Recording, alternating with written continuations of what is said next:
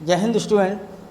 हम लोग पढ़ रहे हैं प्राचीन इतिहास, और प्राचीन इतिहास में हमने ऋग्वैदिक काल को पढ़ा। दूसरा चैप्टर आता है उत्तर वैदिक काल, इसको हम पढ़ते हैं। आप लोग अपनी निरंतर तैयारी करते रहिए। और देखिए, रात का जो समय होता है ना, वो बहुत ज़्यादा महत्वपूर्ण होता है। मेरा मानना है कि किताबें आपके लिए जागती हैं और आप किताबों के लिए जागते हैं।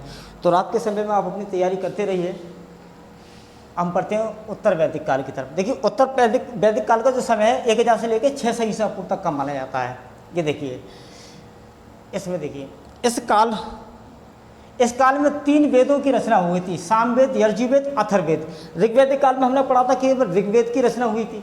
ऋग्वेद जो है सबसे प्राचीनतम ग्रंथ वेद है। कुल वेदों की संख्या 4 है।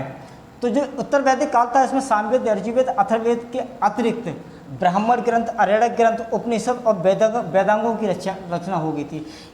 ये सभी ग्रंथ उत्तर वैदिक काल के साहित्यिक स्रोत माने जाते हैं। दूसरा मृदभांड उत्तर वैदिक काल की विशेषता है। लोहे के प्रयोग ने सामाजिक, आर्थिक एवं राजनीतिक जीवन में क्रांति पैदा कर दी थी। देखिए, पाषाण युग में हमने पढ़ा कि पत्थर के हथियार थे। उसके बाद सिंधु घाटी सभ्यता आई तो उसमें तांबे और कांस के हथियार आ गए। लेकिन इस काल में आते आते लोहे की खोज हो गई थी। अतरंजी खेड़ा से एटा के पास पड़ता है। तो जब लोहे की खोज हो जाती है तो लोहे के बड़े बड़े हथियार बन जाते हैं। जब हथियार बनते हैं तो जंगल काटने में आसानी होती है।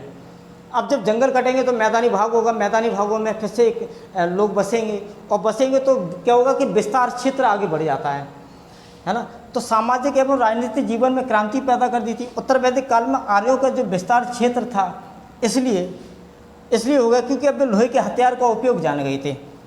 उत्तर वैदिक काल में आर्यों ने अपने क्षेत्र का विस्तार किया।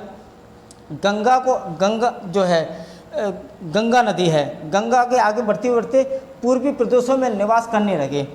उत्तर वैदिक काल में सभ्यता का मुख्य केंद्र था मध्य प्रदेश था, जिसका प्रचार सरस्वती नदी से लेकर गंगा के दोआब क्षेत्र तक था। ये दोआब क्षेत्र क्या होता है, देखिए आगे समझते हैं। दोआब क्षेत्र देखिए, जैसे एक सरस्वती नदी जा रही है और दूसरी नदी गंगा है। इसके जो बीच का जो हिस्सा होता है ना, इसको दोआब बोला जाता है। दोआब जो होता है, ये वाला जो क्षेत्र हो गया नदी के और दूसरी नदी के बीच का जो हिस्सा होता है, वो नमी वाला क्षेत्र होता है। इसमें कृषि की पैदावार बहुत ज़्यादा अधिक होगी। कृषि की पैदावार ज़्यादा होगी तो राजा को टैक्स ज़्यादा मिलेगा। अब आते हैं इसके कहाँ ये सभ्यता बसी। उत्तर वैदिक काल का देखिए, ये 600 महाजनपद काल आते आते ये गंधार है, कुरु है, और ये पांचाल हो गया, मगध हो गया। इन क्षेत्रों में ये उत्तर वैदिक काल की सभ्यता आके बस गई। सामाजिक और राजनीतिक स्थिति के बारे में जान लेते हैं। देखिए, उत्तर वैदिक काल में राजतंत्रात्मक शासन की व्यवस्था सशक्त हुई। इस काल में राजा का पद जो था वो वंशानुगत हो गया। मतलब एक राजा था तो उसकी आने वाली जो पीढ़ियाँ होंगी वही राजा बनेंगी। इस काल में राज्य का आकार बढ़ने लगा, राजा का महत्व भी बढ़ा, उनके अधिकारों का विस्तार भी बढ़ा। अब राजा को सम्राट, एकराट और अधिराज को आदि नामों से जाने लगा। राष्ट्र शब्द का प्रयोग सर्वप्रथम उत्तर वैदिक काल में ही किया गया। राष्ट्र जो शब्द था वो उत्तर वैदिक काल में ही आया। पुनर्जन्म के सिद्धांत का सर्वप्रथम वर्णन शतपथ ब्राह्मण में किया गया। उत्तर वैदिक काल में संस्थाएं जो थीं, सभा समिति था, इनका अस्तित्व कायम रहा, किंतु थोड़ा थोड़ा कम हो गया था। विदत का उल्लेख नहीं मिलता। विदत के बारे में मैंने बताया था कि जो लूटा हुआ धन था आर्यों के द्वारा, इसका बंटवारा होता था, इसका उल्लेख यहाँ नहीं मिला। उत्तर वैदिक काल में सभा में महिलाओं का प्रवेश निषेध हो गया। जहाँ महिलाओं की स्थिति बहुत अच्छी थी ऋग्वैदिक काल में, यहाँ तक आते आते महिलाओं की स्थिति में गिरावट आ गई। वैदिक कालीन शासन की सबसे बड़ी इकाई जन का स्थान जो था वो जनपद ने ले लिया। मतलब पहले छोटे छोटे जन हुआ करते थे, वो आगे जब विस्तार बढ़ा तो वो जनपद ने ले लिया, बड़े बड़े जनपद हो गए। पहले के जनपद का मतलब है आज के समय के बहुत बड़े राज्य हैं। अब लगा लीजिए कि वर्तमान में लगभग 28 राज्य हैं, है ना। तो पहले क्या था कि पहले 16 महाजनपद थे, केवल 16 राज्य हुआ करते थे। इस काल में राजा के प्रभाव में वृद्धि होगी, साथ ही समिति का महत्व घट गया। ऋग्वैदिक काल में बलि एक स्वेच्छाकारी कर हुआ करता था कि जिसकी इच्छा होगी वही केवल टैक्स देगा, जो कि उत्तर वैदिक काल में नियमित कर बन गया। मतलब अब आपको देना ही देना है ये टैक्स। अथर्ववेद के अनुसार राजा को आय का 16वां भाग मिलता था। उत्तर वैदिक कालीन में यज्ञों में राजसूर, अश्वमेध और वाजपेयी यज्ञों का भी वर्णन मिलता है। इनका राजनीतिक महत्व भी ज़्यादा था। जब कोई गद्दी पे राजा बैठेगा तो उसको राजसूर यज्ञ कराना है। और एक होता था अश्वमेध यज्ञ। इसमें क्या होता था कि घोड़े दौड़ा दिए जाते थे। जितनी जगह में घोड़े दौड़ते थे वो जगह जो थी वो राजा की हो जाती थी। ये यज्ञ राजा के द्वारा संपन्न कराए जाते थे। अब देखते हैं आगे इनकी स्थिति के बारे में, सामाजिक और राजनीतिक स्थिति। देखिए उत्तर वैदिक काल में समाज जो था वो स्पष्ट रूप से 4 वर्णों में विभक्त था। ब्राह्मण, क्षत्रिय, वैश्य, शूद्र। इस काल में ब्राह्मणों में समाज में अपनी श्रेष्ठता स्थापित कर ली, मतलब जो ब्राह्मण था उसकी श्रेष्ठता तो ज़्यादा बढ़ गई। क्षत्रियों ने योद्धा वर्ग का प्रतिनिधित्व किया, इन्हें जनता का रक्षक माना गया, मतलब ये राज्य की रक्षा करेंगे, और राजा का चुनाव इसी वर्ग से किया जाता था। वैश्यों ने व्यापार, कृषि और विभिन्न दस्तकारी के धंधे ऋग्वेदिक काल से ही अपना लिए थे। मतलब जो वैश्य था, ब्राह्मण जो था वो यज्ञ कराएगा और लोगों को शिक्षा करेगा, क्षत्रिय था वो रक्षा करेगा, और वैश्य था ये केवल व्यापार करेंगे। ठीक है।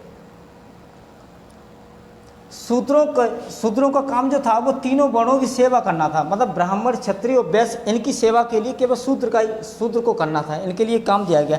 इस वर्ग के सभी लोग जो श्रमिक थे। उत्तर वैदिक काल में 3 उच्च वर्गों और शूद्रों के मध्य स्पष्ट विभाजन रेखा उपनयन संस्कार के रूप में देखने को मिलती है। देखिए आगे देखते हैं, उपनयन संस्कार के रूप में दिखती है। देखिए उपनयन जो संस्कार होता था वो केवल ब्राह्मण, क्षत्रिय, वैश्यों का होता था, शूद्रों का नहीं होता था, और साथ साथ में महिलाओं को भी नहीं होता था। स्त्रियों को सामान्य निम्न दर्जा दिए जाने लगा। इनके स्त्रियों की जो सम्मान था इसमें कुछ गिरावट आ गई थी।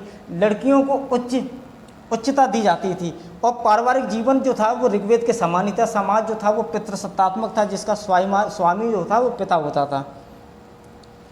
आगे देखते हैं, आर्थिक स्थिति के बारे में जानते हैं। देखिए उत्तर वैदिक काल में आर्यों का मुख्य व्यवसाय कृषि बन गया। ऋग्वेदिक काल में भी कृषि था, यहाँ पे भी कृषि था। अच्छा, वहाँ पर गाय को प्रधानता ज़्यादा दी जाती थी। गाय को जो था वो अघन्या बोला गया है, अघन्या बोला गया है। ऐसा मानते थे कि वो गाय की प्राप्ति के लिए बहुत ज़्यादा जतन किया करते थे। ब्राह्मणों में कृषि के चारों क्रियाओं को जुताई, बुनाई, कटाई तथा मड़ाई का उल्लेख मिलता है। अथर्ववेद में पृथुवैन्य को हल एवं कृषि का आविष्कार कहा गया है। पशुपालन का महत्व कायम था। गाय, घोड़ा अभी भी आर्यों के लिए उपयोगी थे। वैदिक साहित्यों से पता चलता है कि लोग देवताओं से पशु वृद्धि के लिए प्रार्थना करते थे। यज्ञ गाय को बोला गया है, और व्रीहि धान को बोला गया। माड़ जो था वो उदड़ था, और गुदक जो था ये मूंग था। गोधूम गेहूं को बोला गया है। मसूर आदि खाद्यान्नों का वर्णन यजुर्वेद में मिलता है। उत्तर वैदिक काल में जीवन की स्थिति आ जाने के बाद वाणिज्य एवं व्यापार जो था वो तीव्र गति से विकास होने लगा। इसको ऊपर कर लेते हैं। इस काल में आर्य सामुद्रिक व्यापार से परिचित हो चुके थे। शतपथ ब्राह्मण में वाणिज्य, व्यापार और सूद पर रुपये देने वालों का उल्लेख मिलता है। उत्तर वैदिक काल में मुद्रा का प्रचलन हो चुका था, परंतु सामान्य लेन देन जो था वो व्यापार वस्तु विनिमय प्रणाली के द्वारा होता था। वस्तु विनिमय प्रणाली के बारे में बताया था कि जैसे आपके पास में दाल है और दूसरे के पास में चावल है, आपने दाल उसको दे दी, इसने चावल आपको दे दिए, इसको बोलते हैं वस्तु विनिमय प्रणाली। आगे देखते हैं इनकी आर्थिक स्थिति। और देखिए गण या गणपति शब्द का प्रयोग संभवतः, एक सेकंड, गण या गणपति शब्द का संभवतः जो प्रयोग है वो व्यापारिक संगठनों में किया गया है। स्वर्ण तथा लोहे के अतिरिक्त इस युग के टीन, तांबा, चांदी और शीशा से भी परिचित हो चुके थे। उद्योग और विभिन्न प्रकार के शिल्पों का उदय उत्तर वैदिक काल में हो गया था।